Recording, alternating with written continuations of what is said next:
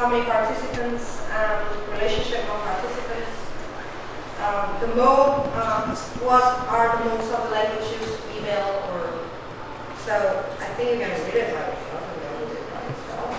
So the class that I'm using is actually Jigsaw decision making. This is based on the research by Pika, Delvin, Blake, and Starro.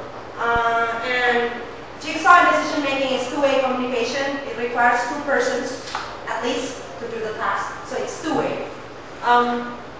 And it's familiar task. I don't know if any of you have done this kind of activity. This is like typical Jigsaw task, so it's familiar because my students, when they're doing this, they're in a third year, I think, and they have already done this in some speaking classes, so they're familiar with the task. That's all decision making. And it's convergent communication role. There's only one role for both tasks. They can do it independently, and we can customize it according to their level. And it is possible to do out-of-class activity with less control, of course, because you cannot control them when they're doing chatting in data at cafe. So the technology that I use, some messenger programs. At the time I was using MSN Messenger. I'm going to show you MSN Messenger later. But there's also Yahoo Messenger, Gtalk, which require you to download the software. Or some web-based, Gmail, for example, you can do chat and you can have the log of the conversation. Yahoo, they have a web-based messenger.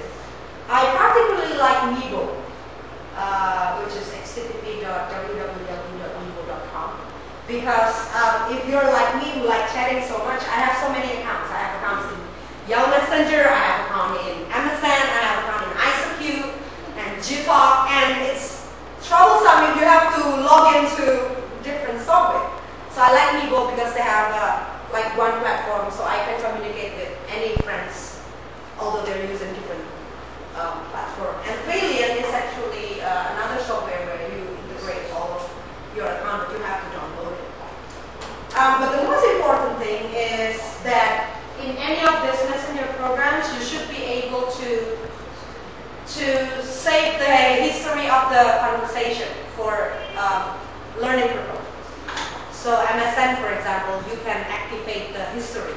So students can see what they're talking about, which is sometimes they don't like it because they're like, oh, I can check what you're talking about. Okay? But it's very useful for students because then they can do some activities, especially related to focus on form of their language production. And usually you need to go to option and there will be some features that you can record or log the conversation. And internet connection, dial-up is okay. Until last year, I was using a PC with Pentium 2 and dial-up for internet and chatting, and it works quite fine. So, and it's very important in a country like Indonesia because we're still very developing. Internet connection is not very stable. Computer is expensive. So, and it's important to have a technology which is affordable for the students. So this is a typical MSN chat. So you can have two subjects. You can have more than two subjects, two students. Tools, it's webcam enabled too. So if you want to use webcam and do a video-based chatting, it's possible. Audio is also possible. Transfer of files is also possible with this. So if students want to exchange files, for example, they can do that.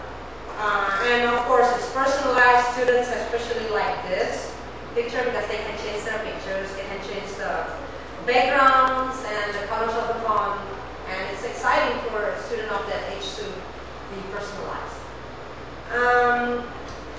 I did what I call a picture